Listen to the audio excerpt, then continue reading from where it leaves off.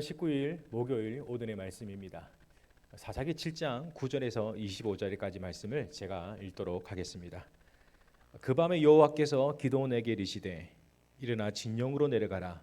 내가 그것을 내 손에 넘겨 주었느니라. 만일 내가 내려가기를 두려워하거든 내 부하 부라와 함께 그 진영으로 내려가서 그들이 하는 말을 들으라. 그 후에 내 손이 강하여져서 그 진영으로 내려가리라 하시니 기드온이 이에 그 부하 부라와 함께 군대가 있는 진영 근처로 내려간즉 미디안과 아멜렉과 동방의 모든 사람들이 골짜기에 누웠는데 메뚜기의 많은 수와 같고 그들의 낙타 수와 많아 해변의 모래가 많음 같은지라. 기드온이 그곳에 이른즉 어떤 사람이 그의 친구에게 꿈을 말하여 이르기를 보라, 내가 한 꿈을 꾸었는데 꿈에 보리떡 한 덩어리가 미디안 진영으로 굴러 들어와 한 장막에 이르러 그것을 쳐서 무너뜨려 위쪽으로 엎으니 그 장막이 쓰러지더라. 그의 친구가 대답하여 이르되 이는 다른 것이 아니라 이스라엘 사람 요아스의 아들 기드온의 칼이라. 하나님이 미디안과 그 모든 진영을 그의 손에 넘겨 주셨느니라 하더라. 기드온이 그 꿈과 해몽하는 말을 듣고 경배하며 이스라엘 진영으로 돌아와 이르되 일어나라, 여호와께서 미디안과 그 모든 진영을 너의 손에 넘겨 주셨느니라 하고 300명을 세대로 나누어 각 손에 나팔과 빈 항아리를 들리고 항아리 안에는 횃불을 감추게 하고 그들에게 이르되 너희는 나만 보고 내가 하는 대로 하되 내가 그 진영 근처에 이르러서 내가 하는 대로 너희도 그러하여 나와 나를 따르는 자가 다 나팔을 불거든 너희도 모든 진영 주위에서 나팔을 불며 이르기를 여호와를 위하라, 기드온을 위하라 하라 하니라. 기드온과 그와 함께한 100명이 이경초에 진영 근처에 이른즉 바로 파수꾼들을 교대한 때라. 그들이 나팔을 불며 손에 가졌던 항아리를 부수니라. 세대가 나팔을 불며 항아리를 부수고 왼손에 횃불을 들고 오른손에 나팔을 들어 불며 외쳐 이르되 여호와와 기드온의 칼이다 하고 각기 제자리에 서서 그 진영을 에워싸매 그 온 진영의 군사들이 뛰고 부르짖으며 도망하였는데 300명이 나팔을 불 때에 여호와께서 그 온 진영에서 친구끼리 칼로 치게 하심으로 적군이 도망하여 스리라 벳 시다에 이르고 또 답바에 가까운 아벤무홀라의 경계에 이르렀으며 이스라엘 사람들은 납달리와 아셀과 온 므낫세에서부터 부름을 받고 미디안 추격을 하였더라. 기드온이 사자를 보내서 에브라임 온 산지로 두루 다니게 하여 이르기를 내려와서 미디안을 치고 그들을 앞질러 벳바라와 요단강에 이르는 수로를 점령하라 하매 이에 에브라임 사람들이 다 모여 벳바라와 요단강에 이르는 수로를 점령하고 또 미디안의 두 방백 오렙과 스렙을 사로잡아 오렙은 오렙 바위 위에서 죽이고 스렙은 스렙 포도주 틀에서 죽이고 미디안은 추격하였고 오렙과 스렙 머리를 요단강 건너편에서 기드온에게 가져갔더라. 아멘. 본격적으로 하나님께서 기드온을 부르시고 그에게 300명의 용사를 붙여 주셨습니다. 그리고 미디안과 아멜렉과 동방의 모든 사람들과 이제 전쟁을 하게 되었는데 하나님께서 그 전쟁을 승리로 이끌어 주셨던 내용이 오늘 본문의 내용입니다. 여러분 보십시오. 언제나 우리의 삶의 적은 참으로 많습니다. 그래서 기드온이 상대해야 될 적들은 자기가 가지고 있는 300명의 용사 그보다 더 많은, 성경은 이렇게 말하고 있습니다. 골짜기에 메뚜기 많은 수와 같고 해변에 모래알 것처럼 많다 할 정도로 많다라는 것이죠.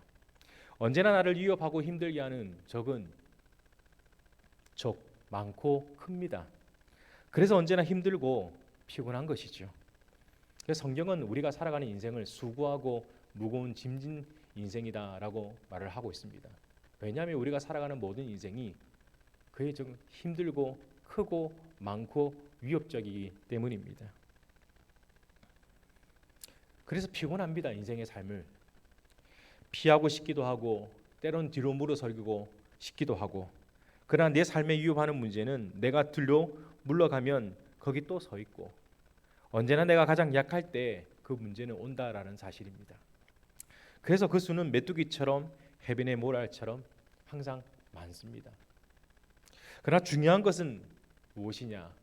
우리는 혼자가 아니라는 사실입니다. 주님이 나와 함께 한다는 사실을 우리는 꼭 기억해야 될 줄 믿습니다. 이 사실이 왜 나에게 힘이 되는가? 주님이 나와 함께 하신다는 사실이 왜 힘이 되는가? 그것은 주님이 내 인생을 주관하고 있기 때문입니다. 내 인생을 주관한다라는 것은 다시 말해서 내가 안고 일어섬과 내 생사화복을 주관하고 있다는 것을 의미하는 것이겠죠. 그래서 우리의 삶의 실패는 실패로서 끝나는 것이 아니라 실패를 통해서 하나님이 우리를 다시 세우시고 실패를 통해서 우리를 통해서 하나님을 경험하게 하신다라는 것입니다. 그래서 성도의 인생은 실패가 아니라 그 실패를 통해서 은혜를 경험하게 하신다라는 것이죠. 내 힘으로 내 뜻으로 되는 것처럼 보여도 결국 하나님은 우리의 걸음을 인도하신다라는 것입니다. 그래서 우리는 내 삶의 문제 앞에 절망해도 괜찮고 때론 뒤로 물러서도 괜찮습니다. 통도라고 해서 언제나 내 삶의 문제를 당당하게 맞설 수는 없는 것입니다. 무너질 수도 있고 낙심할 수도 있고. 그래서 우리에게 필요한 것이 있다면 바로 은혜입니다. 낙심할 수 있습니다. 절망에 빠질 수 있습니다. 힘들 수 있습니다. 그러나 중요한 것이 있습니다. 하나님의 은혜를 붙드는 것입니다. 하나님의 은혜를 붙드는 것입니다. 하나님의 은혜를 붙들어야지만 우리는 낙심과 절망과 삶의 문제 속에서 버틸 수 있다라는 것이죠. 실패해도 낙심해도 절망해도 괜찮습니다. 은혜 안에 있으면 버틸 수 있고 다시 일어날 수 있기 때문입니다. 그러나 은혜는 아주 예민해서 쉽게 사라지게 되어 있습니다. 휘발성이 강한 것이죠. 어제 은혜가 충만해도 오늘 작은 염려나 불평이 들어오면 금방 내가 받은 은혜는 사라지게 마련입니다. 그래서 항상 성도는 은혜를 붙들며 살아가야 된다는 것이 굉장히 중요합니다. 내 삶의 문제도 어제 문제가 왔다고 해서 오늘 문제가 안 오는 것, 그거 아니지 않습니까?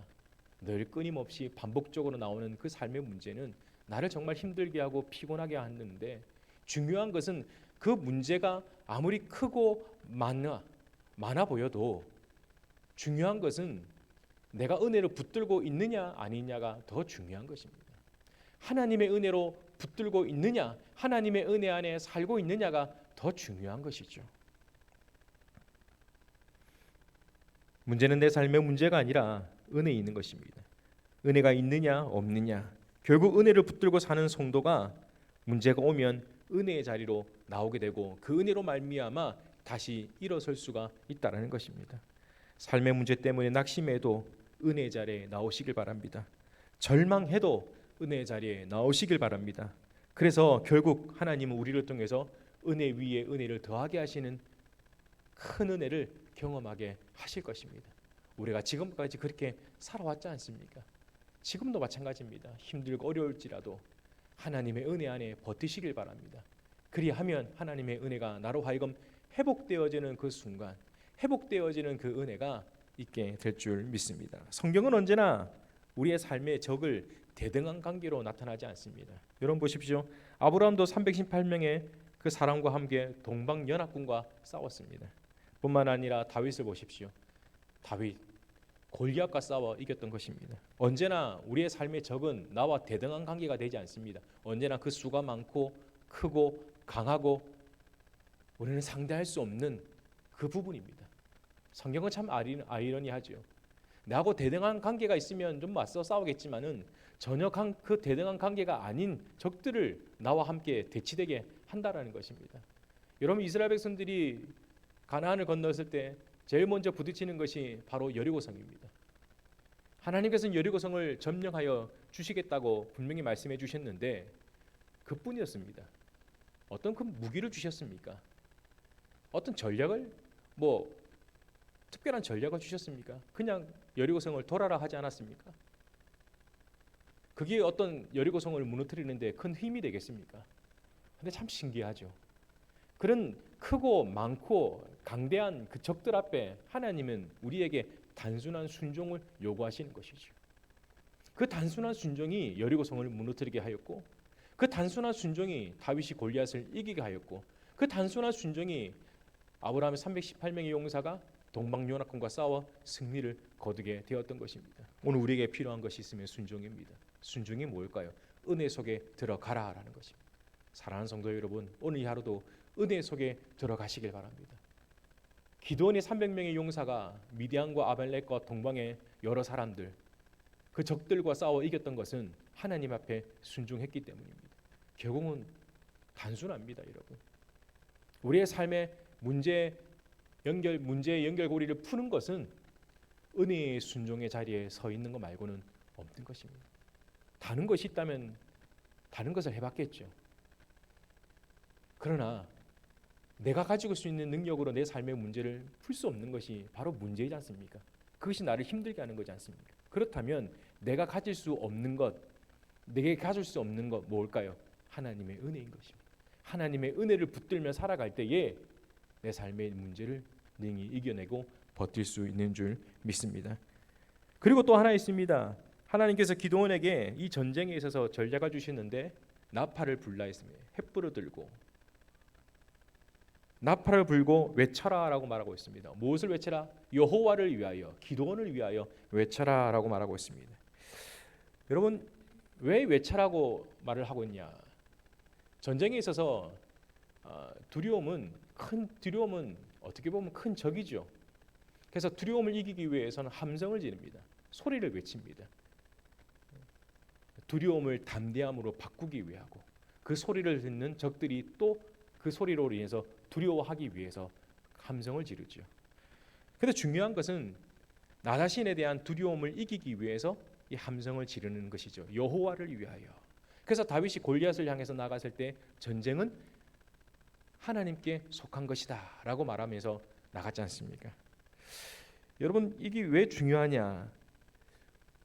우리가 사실 운동을 하는 데 있어서 운동의 모든 시작과 끝은 호흡에 있다고 얘기를 하더라고요.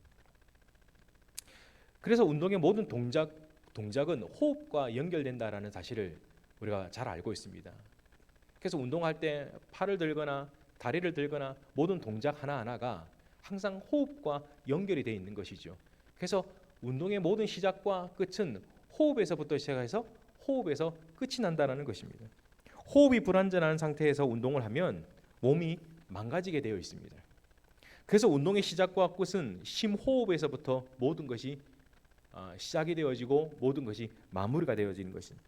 뿐만 아니라 운동하는 이유도 호흡을 하기 위해서 하는 것이죠. 제자리에 앉아서 심호흡 10번만 해보십시오. 머리가 아픕니다. 그러나 1시간 동안 운동을 하면 1시간 내내 심호흡을 하게 되어지면 우리의 모든 심폐기능, 즉 우리 안에 있는 좋지 않는 공기들이 나가고 좋은 공기들이 들어와서 내 몸을 새롭게 만들어버린다라는 것이죠. 산에 올라가는 것도, 걷는 것도, 헬스하는 것도, 요가하는 것도 모든 운동이 호흡하기 위한 운동이라는 것으로 보면 되는 것입니다. 제가 이런 말을 하는 이유는 성경은 기도를 호흡이라고 얘기하고 찬양을 호흡이라고 해요. 우리의 머릿속에 있는 것들을 입으로 내뱉는 것을 의미하는 것이에요. 내뱉는 것을. 신앙은 머릿속에 있는 것들을 입으로 내뱉을 때에 능력이 나타나게 되는 줄 믿습니다. 우리의 호흡도 들숨과 날숨, 들이마시는 것과 내뱉는 숨들이 있듯이 우리의 신앙도 마찬가지로 영적인 호흡이라고 했습니다. 우리가 하나님의 말씀을 들었던 그것들이 내 입술로 다시 선포되어지는 것, 그것이 바로 기도요. 그것이 바로 성경은 찬양이라고 얘기하고, 오늘 기도는 그것을 외쳐라라고 성경은 말씀해 주고 있는 것이죠. 우리 실상에 안에 이것이 필요합니다. 현실의 삶의 문제는 크고 견고해 보이지만은 그러나 실상 우리가 가장 두려워하는 것은 우리의 심적인 두려움과 염려입니다. 힘들어, 너무 안 될 것 같아, 이 불완전한 상태, 왜 나에게 있는 삶의 문제가 왜 왔을까라는 이 부정적인 생각들이 나를 점점 현실에 보이는 문제들보다 생각 속에 나타나는 그 걱정들이 더 힘들게 만들어버리는 것이죠. 끝내 결국은 불신앙을 해버리는 것입니다. 우리가 잘 알다시피 이스라엘 백성들이 광야를 헤맬 때에 결국은 눈에 보이는 삶의 문제보다는 그들 속에 가지고 있는 근심과 걱정이 불신앙으로 낳게 되는 결과인 거였습니다. 그렇게까지는 가지 말아야 되는 것이죠. 그래서 하나님이 기적을 보여주셨는데도 그 기적은 그뿐만, 그 생각들이 바뀌지 않는 것입니다. 마찬가지입니다. 사랑하는 성도 여러분, 우리의 생각 속에 하나님을 믿고 있습니다. 우리의 생각 속에 하나님이 나와 함께 하신다는 사실을 믿고 있습니다. 하지만 현실의 삶의 문제 앞에서는 절망하죠. 낙심하죠. 무엇이 문제일까요? 외치는 것입니다. 외치지 않아서 그렇습니다. 영적인 심호흡을 해야 되는 것이죠. 내 안에 들어왔던 하나님의 말씀이 내 입술을 통해서 외쳐라. 전쟁은 여호와께 속한 것이다. 여호와는 나의 힘이시요 나의 방패이시다. 그래서 다윗이 광야에서 끊임없이 외쳤던 것입니다. 나의 힘이 되신 여호와여, 내가 주님을 사랑합니다. 여호와는 나의 힘이시고 나의 방패이시고 나의 피할 바위시가 되신다고 고백했던 것처럼 오늘 우리의 삶 속에 이런 삶의 문제 앞에 하나님을 안다는 머릿속에만 머물러 있지 마시고 입술로 선포하시길 바랍니다. 하나님이 나와 함께 하신다. 하나님이 나와 동행하신다. 하나님이 내 삶의 문제를 이기게 해주실 것이다. 나는 이 삶의 문제 앞에 절망하지 않는다. 나는 이 삶의 문제 앞에 낙심하지 않는다. 하나님께서 이 삶의 문제 속에서 반드시 이기게 해주실 것이고 일어서게 해주실 것이다. 그 놀라운 외침이 내 삶을 다시 한번 은혜를 경험하게 할 줄 믿습니다. 사랑하는 성도 여러분, 오늘 이 하루도 그러한 은혜를 경험하는 복된 하루가 되었으면 좋겠습니다. 기도하겠습니다. 하나님 아버지 감사합니다. 오늘 이 하루도 주님을 의지하며 살아가겠습니다. 주님과 동행하며 살아가겠습니다. 주님을 붙들며 살아가겠습니다. 나와 함께 하시고 나를 붙들어 주시옵소서. 예수 그리스도 이름으로 기도하옵나이다. 아멘.